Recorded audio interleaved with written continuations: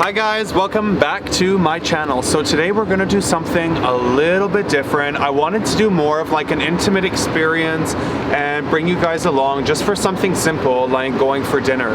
So maybe if you need to do your laundry or have a little glass of wine, maybe if you just want to text, catch up on your day, play the video in the background. It's going to be something more chill. We're going to talk about some more serious things that have happened in my life, and come along for it. Let me know your comments and thoughts in the comment section down below. Hello you guys, welcome back to my channel. So tonight we're going to do something a little bit different. I decided to slow things down a little bit, and I wanted you to come for an intimate evening and dinner with me and Kirsten. Hi guys. Tonight we're going to go to this amazing Middle Eastern inspired restaurant called Sefa Kitchen. It's also the place where I worked when I came to Bondi for the first time.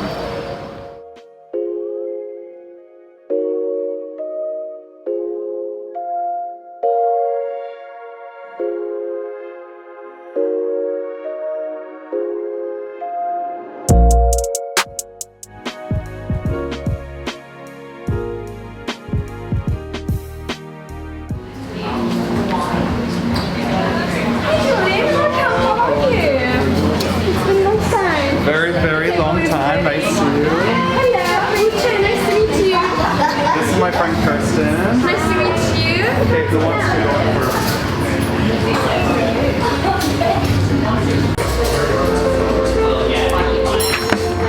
Is there anything that you would recommend for the cocktails?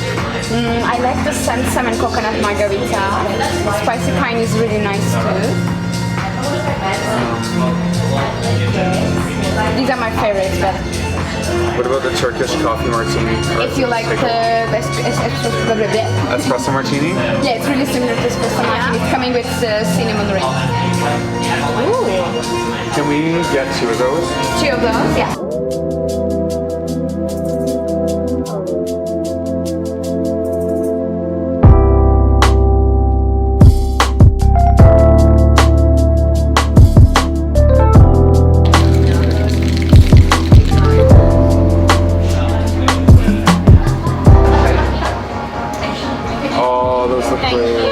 Thank you, Berta.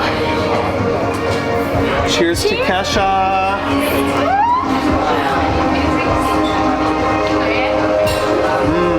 That was nice. Okay, so you guys, we ordered the Turkish coffee martini. If you like espresso martini and a little bit of dessert, this is the one to go for because it has some nice cinnamon in it. So we have green halloumi with pomegranate molasses and spiced walnuts. Some manouche bread with olive oils and za'atar, and some warmed olives. Thank you, looks amazing. Oh, this looks so great. So here we have some olives. Okay, let's actually see so we know. House marinated olives. We have the grilled halloumi with pomegranate molasses and spiced walnuts, and there's a homemade manouche bread, which is like, I think, like Middle Eastern, I think maybe Turkish or Lebanese or something. It's good. Amazing, really. Do you not like olives? No. So I don't like olives, but More for me. actually I really don't like anything pickled.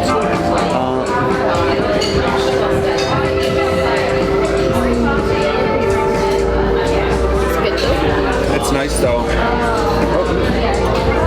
If it's like a homemade pickled something, I think it's better than what's like in a jar.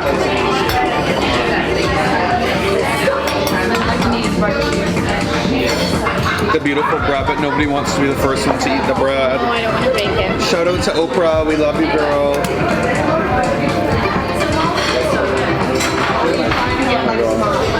Freaking amazing. You want a piece? You want some? I'm gonna put my halloumi in it, like a little. Are we ready for the food as well? So you used to work here?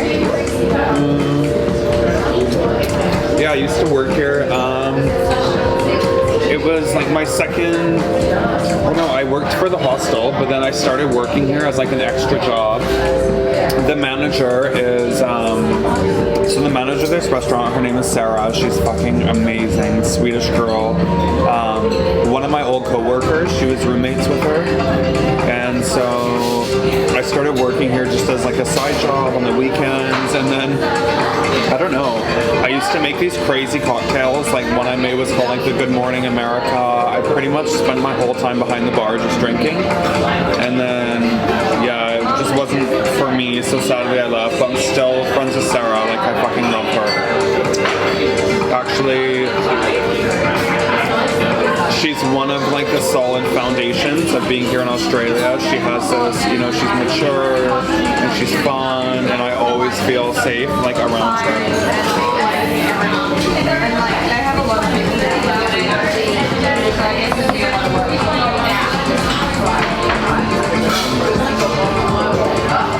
You think you're gonna go back and work in like hospitality ever, or you wanna just keep it with the hostel? I would love to own a restaurant one day, but I know everyone I know who's owned a restaurant, they work like 15 hours a day. Yeah, it's not worth it. So,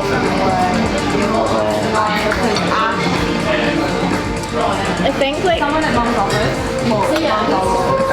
I owned like a cafe, I would prefer, because the customers are generally more chill about a cafe, so it's more enjoyable. But in a restaurant, there's just that little, people expect more, and they're not as fun to work with. And I feel like the restaurants in Australia, in Canada and America, it's like at least you can get 15-20% of the meal cost on the tip. So then it's like if someone's rude or something, it's no problem because you're gonna get money. Yeah. But yeah, here it's like just your standard wage. It's I don't know, not my thing. I love it though. I love people. Olives are my pet. They're not my pet peeve. They're like freak me out. Should I just try it? What's better, the green olive or the purple olive? For me, purple. Green is more like strong. You guys, this is the first olive in my whole life. Even if it's on a pizza, I pick it off. There's a stone in the middle, okay? Be careful. I can't.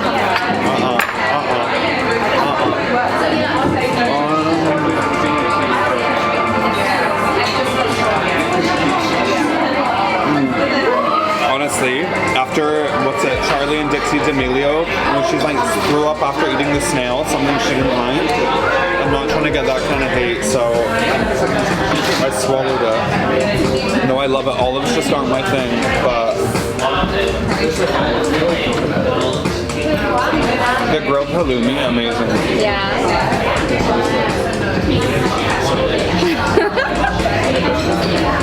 This one's beautiful. That is the worst thing possible to eat right now. What? An olive. The olive is the worst thing? To eat right now. But you know, I don't mind the this red one. Pepper. Okay. Underneath it all.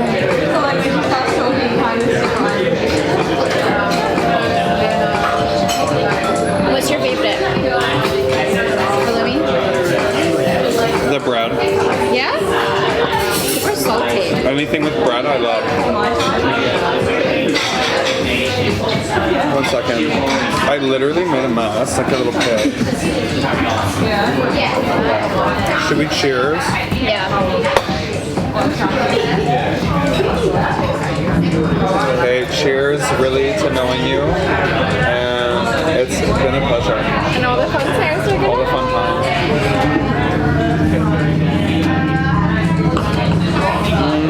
I feel like, I don't know, sometimes I feel like there's this thing between us. It's like, I don't know if it's Yanina or what it is, but it's like, I really like you. Yeah, of course. I feel like sometimes when I'm around Yanina, it's like I'm not supposed to like you or something. Why? I don't know. I don't even know if I'm describing it right. You know what I mean? No. I There's like something, but it's like I do love you. Like I do like you. I don't get that vibe. I feel like maybe like Kirsten's like hesitant or something with me sometimes. But it could be like sometimes I'm, I don't know. Is it maybe because I'm like the manager and I live there too? It's like two different, I don't know. Maybe it's in my head. I think for me, like, first of all, you were the manager, so I always respected that. But obviously now, like, I would say I would think of you more as a friend. I would never say like, oh, he's the manager of my hostel. Like, I would say, Dylan. Like a friend, yeah. Yes. Okay, good. That's how I feel too. Yeah, I forgot you used to work there. Same. No, let's go. Tomorrow. Okay, so you guys, something crazy happened today. I called my uncle. This is my Uncle Ron, he's been like the rock in our whole family. He's like the normal, level-headed one. He called me today and he told me that someone was impostering me, pretending that they were me. They called my grandpa and said, oh hi, this is Dylan, like I'm in jail for like some drug charges in Quebec, out of all places, Quebec. And they said they need $8,000. So my grandpa apparently thought that it kind of sounded like me or something. And the scammers like put the sheriff on the phone, and the sheriff said, oh yeah, like you need to pay the $8,000. Well, my grandpa like knew this was a scam, so he didn't. And then, but it's just crazy for me that somebody's going out there, like they called my grandpa's wife's phone. My grandpa's wife, her name is Judy. I don't even have her phone number. So someone who knows I'm outside of Canada, and they like call, so knowing that I wouldn't be around, and they called my grandpa, basically, yeah, I don't know, trying to scam $8,000. So if anyone I know out there is getting a call from anyone saying that it's me, it's obviously not. So I don't know. I mean, isn't that so crazy? That's crazy. Yeah. Someone literally, they called my grandpa and they said, oh, this is Dylan, I'm in the prison, I need $8,000. My grandpa's old and has hearing aids, okay? So my grandpa didn't fall for it, but still, just, it's a little weird knowing like someone's out there saying that they're me, and even on the phone to people pretending they're me, trying to get money.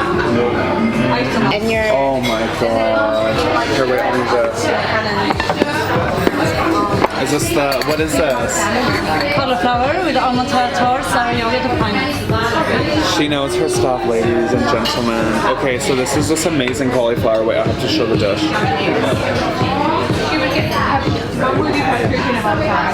Oh my god, the cauliflower is gonna fall over. Okay. Wait, let's try this. Okay. I have to get rid of the olive, it's freaking me out. Yeah, have more bread, but... Do you like cauliflower or not? Actually, no, but I think I would like it with all that stuff. Yeah, try this cauliflower because I hate cauliflower, I hate Brussels sprouts, but this is good. I'm stealing a tiny piece of this. What is... Me and Kirsten love the bread, honey. What is this? So it's an almond, what did she say it is? So it's almond, oh my god, almond tarator. It almost is like, what is that like? What's that hummus? It's like a hummus texture or something. Is that what tarator is? Okay, we'll try it. I want the good bits, not all Oh my god, yeah. Oh my god, there's pine nuts. That's like my favourite thing ever. Really? Amazing. Oh my god. That is so weird. That is so nice.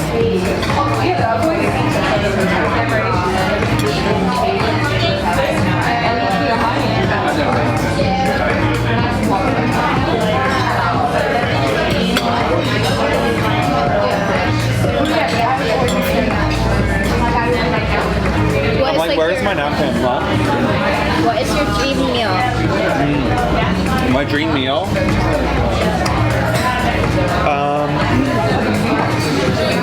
3 pieces of margherita pizza, like a vegetarian spaghetti, like Napolitana or pomodoro or arrabbiata, and then like a Mediterranean Greek inspired salad. Yeah. And then like the juices of the salad, they like get into the spaghetti and pizza. It just so tastes good.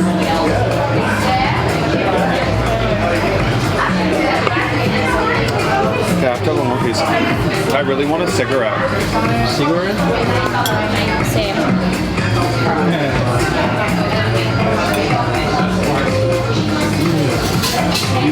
You are so cute with your what's the name of it? Rosy cheeks. Cute always. We're gonna go wild on the Brazilian boat party. Hey, you guys. So, I think it's gonna be like the next episode we do, but tomorrow we're gonna go on this Brazilian boat party. It's going to be insane. I was at a pool party like last week, and I met this amazing Brazilian DJ. Her name is BB, and I was telling her about a boat party I'm going to, and she said, "Hey, I'm one of the DJs." So it's gonna be insane. I was trying to find like a good outfit for it, but I can't. What's this? Falafels with muhammara sauce. Oh my god, poor girl. We're like putting her on the spot. You don't have to describe. Are we enjoying? Oh, okay. Are we enjoying from the food or looking around? Yeah. It's amazing. Have you had food like this here? No. Have you had food like this here? Amazing. I would never go for this. Okay. Oh yeah, so by the way, you guys, again, this place is called Sefa Kitchen. It's unbelievable. Because I'm vegetarian, I decided we're getting everything vegetarian. This is the vegetarian options. Some things they have amazing. They have like amazing lamb. They have chicken dishes, ox tongue. They have amazing different dishes. So yeah, no ox tongue for me. One time I went to a Korean barbecue back when I used to eat meat, and I was eating something I could only describe as rubber. It turned out to be a cow's tongue. So. Oh my god. Should we try the falafel? Yeah, go for it. Okay, but I want... Get the sauce. I know, I want this orange stuff too. It's hummus, I think. And a little salad. Oh, That's huge. I take the small one. So... Actually, I really don't like hummus, so I hope it's not hummus.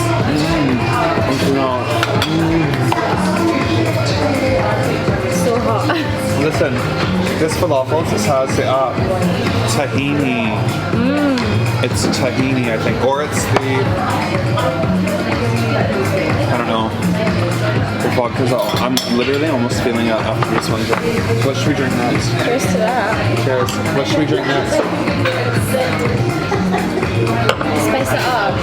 Ask them. Should I ask someone? Yeah, ask them.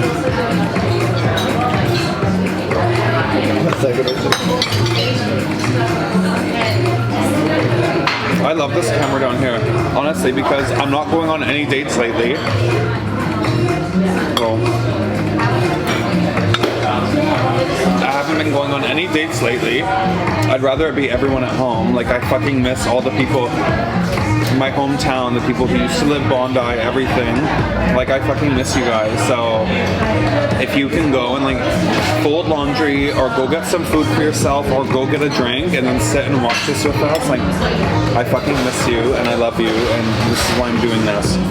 The other videos, they're more like intense, not intense because they're not. They're more like fun and fast paced. And now we just really wanted to like slow it down a bit, and this is real. It's literally us eating. I think I'm behaving normal, but I don't know. Eating. They were ordering their food and then they started to laugh, and I was like, oh my god, what's funny? And they were like, we just literally love to eat. They were like, this is the best part of our day. And I was like, same. I know. See, me, I have like a food addiction. Actually, I was watching Trisha Paytas, I don't know if I'm a binge. I don't know if I'm a binge eater. You know, binge eating, because it's like I could be so good all day, and I'll have a coffee, like a black coffee, a green juice, another coffee, and I feel great. And then it's like Time to stuff your face. yeah, and then all of a sudden I'll like get a pizza and I won't order one meal. I'll order like 2 meals. Or like eat them all, and then I'll like feel like shit. But it's like while I'm eating and everything, while I'm like watching my show, I'm like zoned out in another freaking dimension. It's always been an issue for me. It's always been an issue for me. I know exactly what you're talking about. Yeah. And then I have this like incredible, like it's like self-loathing. I feel like a piece of garbage after, and it's like I do it to myself. I think it's a food addiction, because I've seen some people talk about it. Not Oprah.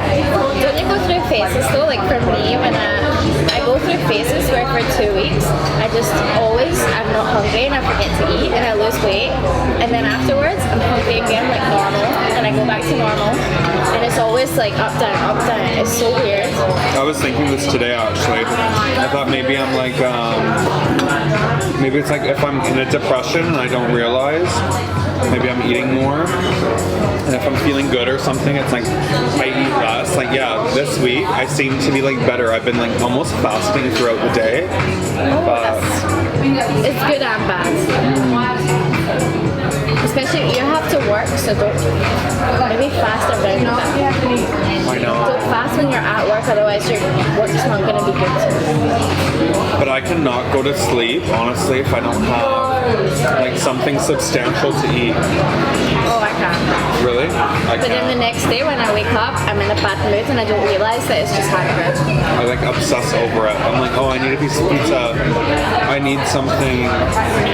But you know what? Since I've gone vegetarian, it's managed my weight a lot. Like I used to be 150 kilos. No. Yeah. I was 150 kilos. I was 338 pounds, and I lost like over 100 pounds in 8 months. Yeah, I was incredibly heavy. You know, I'll try to find a picture so we can throw it up on the page. Oh my lord. I've literally been the same size for 10 years. Should we go for a cigarette break? Yeah.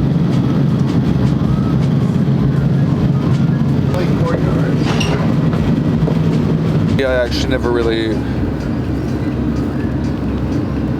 talked too much about what it means. It's like one of the hardest times in my life. When I was 18, my parents had hired a nanny for us. I had 3 sisters. She was from Mexico, and one day she kind of just like disappeared. My parents had like sent her home for a vacation in Mexico, and years later, Facebook became a thing. I wanted to do like a human rights like law internship in South Africa. My dad like wouldn't let me go, but then I said I reconnected with this old nanny of mine. She said, come to Mexico. My dad owns a restaurant. I have a house on the beach. Everything is great. So I went to Mexico, to Mazatlan. As soon as I landed, she didn't have a house near the beach. Her dad didn't own a restaurant. She was fighting with all of her family. The house had no windows, no screens. I got just the metal bars.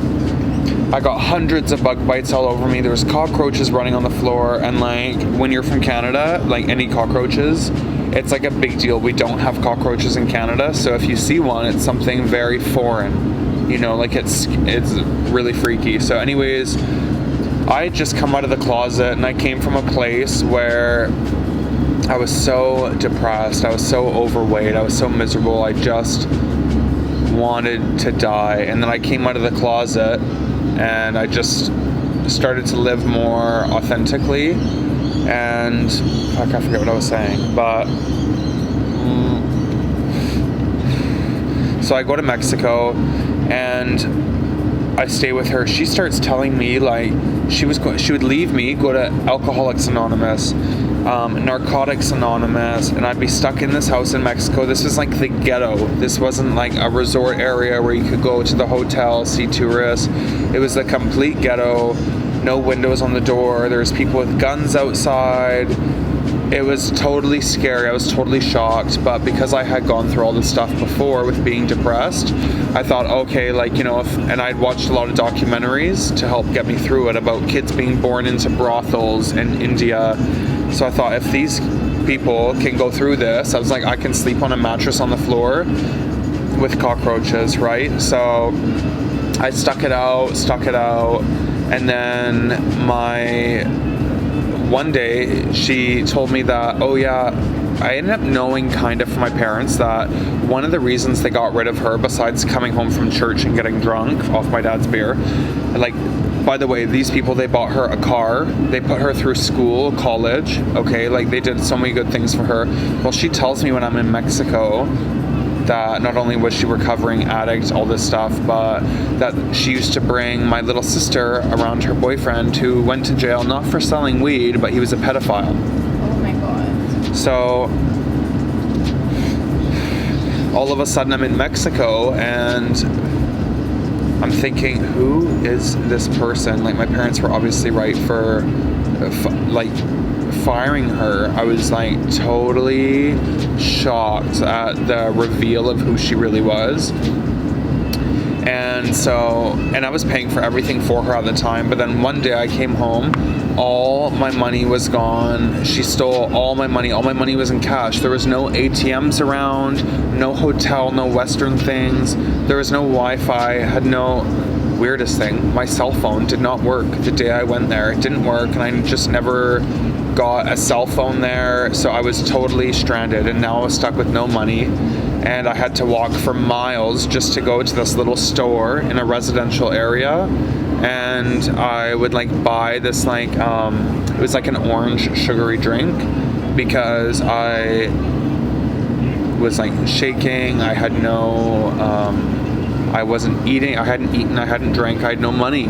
I was stranded, and I finally borrowed some money from her sister, and so I called, my dad didn't answer, and then I called my stepmom answered. She said, oh, your dad's in Mexico, and I said, Betsy stole all my money, I'm in the side of the road in Mexico on a payphone, crying, saying Betsy, which is my Mexican nanny, she stole all my money, I don't know what to do. Now my stepmom, she has multiple sclerosis, so she was like, didn't know what to do. She was like, had her own things to deal with. So there I was, completely stranded, no money. I walked for miles and miles, and I swear one time I was outside of this church. I'd never believed in God my whole life. Well, okay, I believed in God, I prayed to God, but then when there's things like, oh, praying that I'm not gay or something, and it's like, he didn't come to the rescue for that one. So, but I was walking by this church, I said, God, I said, I've never asked you for anything in my whole life, except for not being gay. But I said, please let there be a phone in here. So I walked into this church, and there was like phone booth stalls and just the telephone cord coming out, no phone. I walked by 1, 2, 3, 4. The fifth one, there was an old phone in it. So I said, oh my God, like, this is amazing. God, can you please, like, if you're real, please, I beg you, like, let this phone work and dial.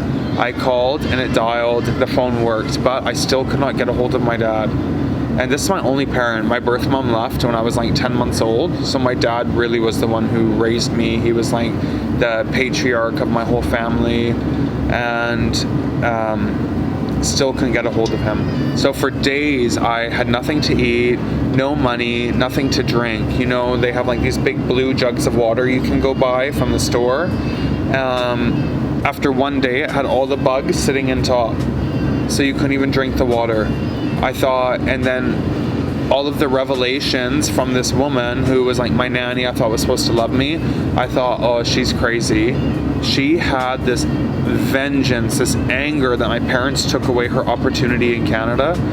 So I literally thought that she might try to like sell me, or she had some ulterior motive. So I was becoming like hyper paranoid. And when her sister told her that I told my family that she had stolen my money, she got so defensive and she was like embarrassed that her family knew that she had done this, because they obviously knew it was her because she was always in trouble, but she didn't want her family to know because her family had come to Canada when she was there and they were all amazing and super normal.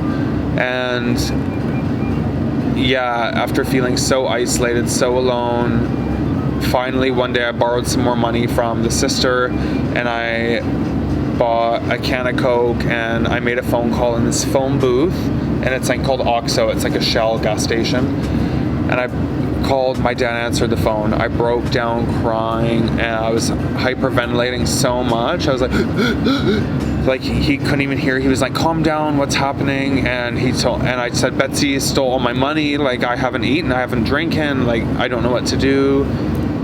So my dad, we always had we loved each other so much, but he was also really hard on me, like would call me fat ass all the time and would be physically abusive, like punch me, kick me, choke me, but then on the other hand gave me a life. I went to boarding school, we went on vacation, and it really was like the show of it all was like we had this amazing family, but it was super difficult. But because he was the one who was there for me since I was raised, I still always loved him, and I know that if he made the best decisions, without hurt for himself, he probably would have like treated me better or been more understanding. But at the end of the day, he rescued me from the situation on the phone. He said, okay, I'm going to book you flights. Now what you have to do is you have to find Wi-Fi to get the flight information. I'm going to send it to your email. So he must have gone to the flight agency, got me a new flight. But then I walked around everywhere in the ghetto area I was with my laptop under my shirt because the people had guns. The military's going by in the federales are going by in the army trucks in the streets. So then I was walking, could not take anymore. I opened my laptop and there was Wi-Fi in the middle of nowhere. I searched everywhere. To this day, I have no idea how this happened. There was Wi-Fi there. I got my flight information. I finally told her, I was like, hey, because I had to pretend that I didn't think it was her. She blamed it on her brother. So I had to say, oh yeah, it was him. And I had to kind of fake that I didn't think it was her just to get along, because she told me to get out in the street. She was screaming at me when she found out that I told her family. And so I ended up getting my flight information. I asked her, hey, can you take me to the airport? Like, I'm just not happy here. Like, I want to go home. Still trying to be nice with her. And she was so nasty. She said, oh, if you go in a taxi, no one's going to understand you. Bad things could happen. If you want me to drive you to the airport, you're going to have to fill up my full tank of gas in my dad's Jeep. And she was just nasty the whole way. And so I didn't say anything. For 3 days, I literally was like shaking, so miserable. And then I finally told her. For 3 days, I thought about what I can say to her that will affect her. And I got out of her car at the airport and I just looked at her and I said, God knows what you did. Because in Mexico, being Catholic is a big thing, and even if someone is sinful, for someone to bring up God is like a big deal. And I said, God knows what you did. And she was just mental. I mean, 3 weeks later, she sent me a message and she said, you're right, I did like your dad. I'm like, what? I never thought that she did like my dad. She was just mental. And I mean, it was totally traumatic. For like 3 months after, I had like post-traumatic stress disorder that was unlike any sort of stress I've ever gone through, where when I left my house, I could not go a block further than my house. Really, 1 block, there was a 7-Eleven. If I went past this, I would have a complete anxiety meltdown. I felt like a 6-year-old child that was being kidnapped from their parents and was never going to see them again. It was this type of fear, and I knew it was so irrational, but it was there. And my dad, I wasn't getting along with his girlfriend at the time, and so he pretty much said, if you don't get along with my girlfriend, you have to move out. And one day he went to Palm Springs, he called my grandparents, and they showed up with a baseball bat and locks to change the locks on the house that I was living in. And I said, what are you guys doing? I was still in such a mess, I could not leave. And my dad just wanted like them to come and like get me out.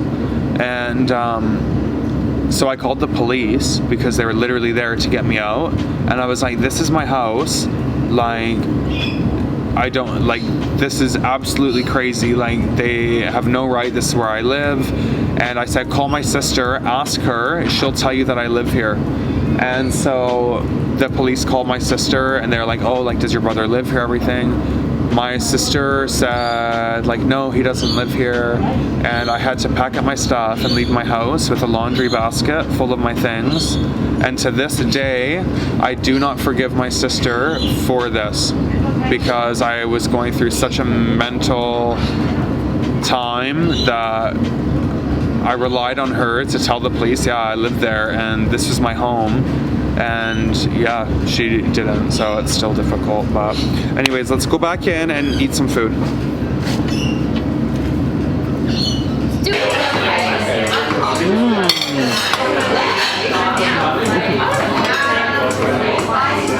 Just enjoy.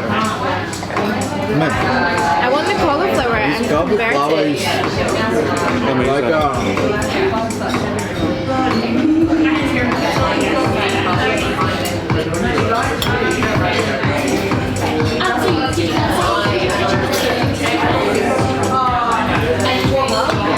You know what? Maybe can we just try the manouche salad? Fatouche. Yeah, manouche bread, fatouche salad. Thank you. Yeah, please. Okay. This is, I just had to order this thing called the fatouche salad. It's honestly, I would say, I live for Mediterranean inspired food. It is one of the best salads I ever had in my life. Cheers. Cheers to Kesha. We love you, girl. Me and Gerard started that. yeah. Cheers to Kesha. I remember that day. Hey, were you there? But you came home. And I told you, and we did cheers to You're Kesha. like, oh Yeah, and everyone else. Cheers to Kesha. Yeah, And the everyone whole else did restaurant. it. Kesha, she's a singer.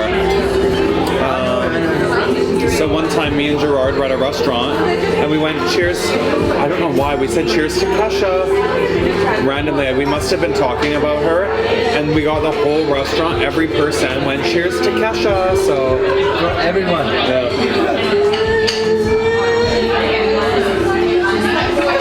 Oh god damn, it sounds like little baby's crying.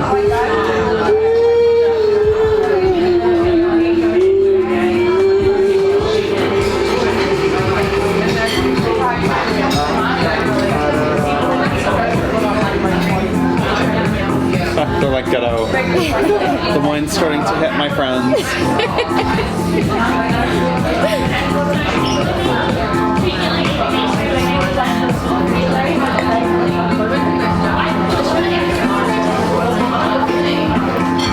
Like I said, I have like a food addiction. Like I still might go to Lori's Vegetarian after because it's next door and just get a little snack.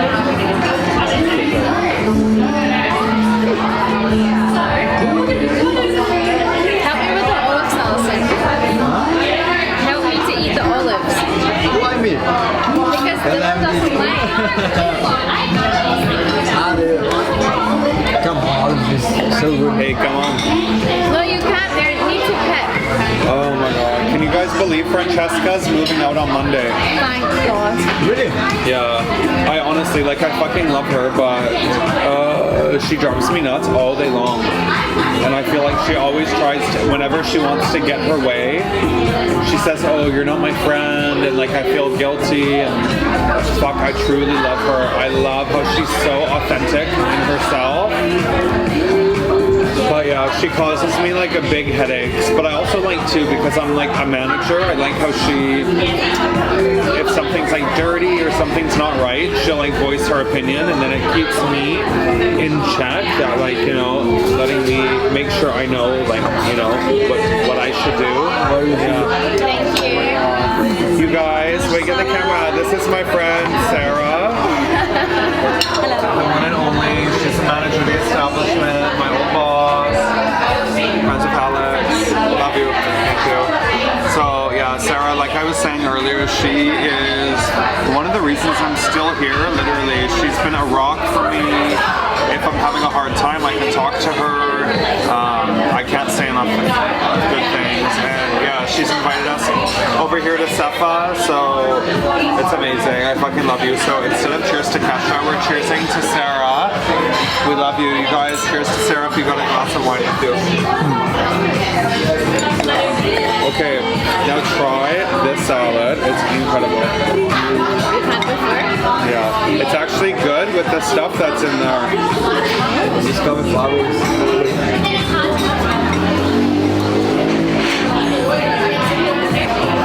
See the flavors? It's just so refreshing. I swear all week I eat like pizza or burgers or salads. Like,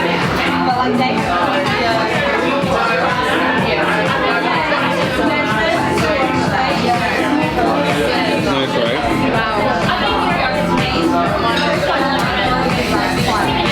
It's just so different. It's like fruity. Yeah. Oh my god, I love it. I wonder if there's like some spice in it. I don't know if it's cumin or something, but it's really nice. So I feel like because I'm from Vancouver, where we have such a huge like Indian population, different ethnicities, I'm used to this. But in like Scotland, if you were to have this, would it be too weird for the people? No.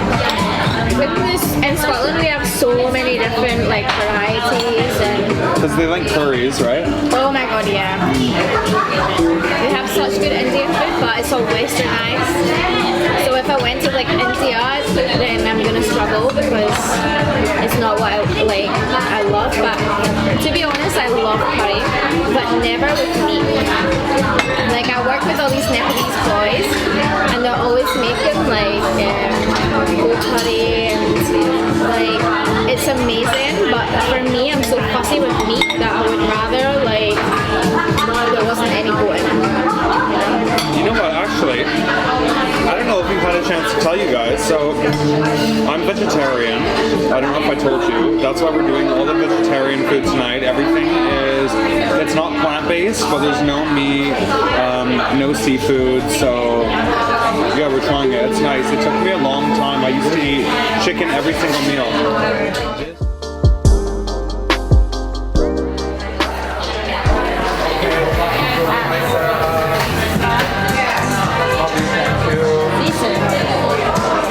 Thank you. Yes, we loved it. Thank you. See you soon, okay? Thank you.